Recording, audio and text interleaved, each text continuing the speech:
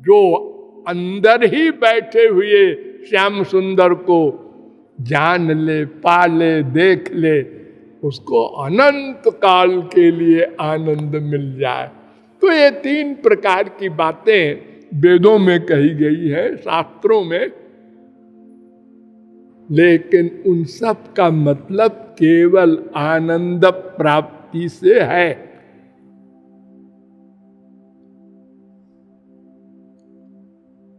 क्योंकि ब्रह्म आनंद है। आनंदो ब्रह्मेति व्यजानात्, वेद कह रहा है, तैत्तरीयोपनिषद 3:6। आनंद को पालो, आनंद से युक्त हो जाओ। अरे चीनी को खा लो तो सारा मुंह मीठा हो जाए, नमक को खा लो सारा मुंह नमकीन हो जाए। बड़ी सीधी सी बात तो है।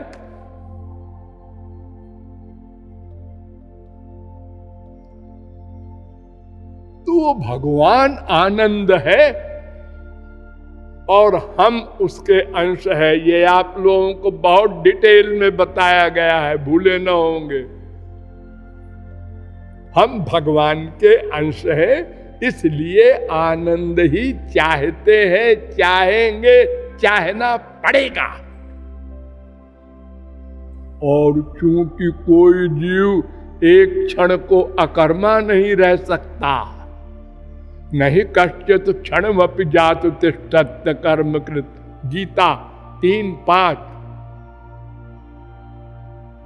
भागवत 6:1-53।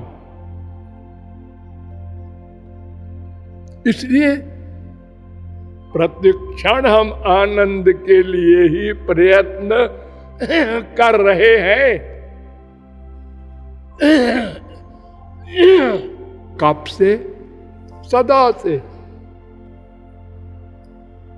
कब तक करना पड़ेगा? जब तक न मिल जाएगा। वो टाइम लिमिट बताई नहीं जा सकती।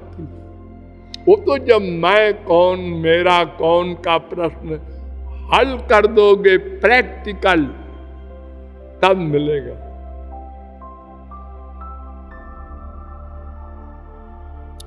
तो आपको बताया गया कि उस आनंद स्वरूप भगवान श्री कृष्ण के हम अंश हैं, क्योंकि शक्ति है और हमारा उनसे ही संबंध है। हमारा उनसे ही, मैं का उनसे ही संबंध है और शरीर का उनकी माया से ही संबंध है। ये अलग अलग है। मैं नित्य हूं, ये अनित्य है। ये संसार अनित्य है, लेकिन सत्य है। ये जो अद्वैती कहते हैं कि संसार है ही नहीं, लेकिन सब अद्वैती नहीं कहते। शंकराचार्य ने तो कहा, लेकिन उन्हीं के बड़े बड़े अनुयायी विद्यारण्य, उन्होंने कहा नहीं नहीं, ऐसा नहीं है कि संसार है ही नहीं है। संसार है और ये उसी ब्रह्म ने बनाया है।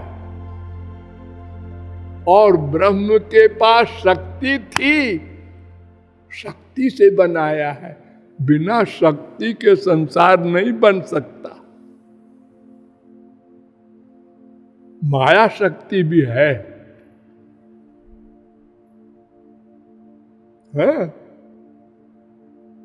तो शंकराचार्य ने भी मान लिया। सर्वोपेता च तद्दर्शनात् 2:1-30 वेदांत सूत्र में उन्होंने लिखा, सर्वशक्ति युक्ता देवता शक्ति रहित तस्य प्रवृत्त्यनुपपत्ते। अरे भाई, शक्ति नहीं होगी तो प्रवृत्ति कैसे होगी ब्रह्म की? फिर संसार कैसे बनेगा? फिर वेदांत में जो कहा गया दूसरे सूत्र में, जन्माद्यस्य जता, जिससे जन्म आदि हो संसार का, जीव का, विश्व का, वो ब्रह्म है।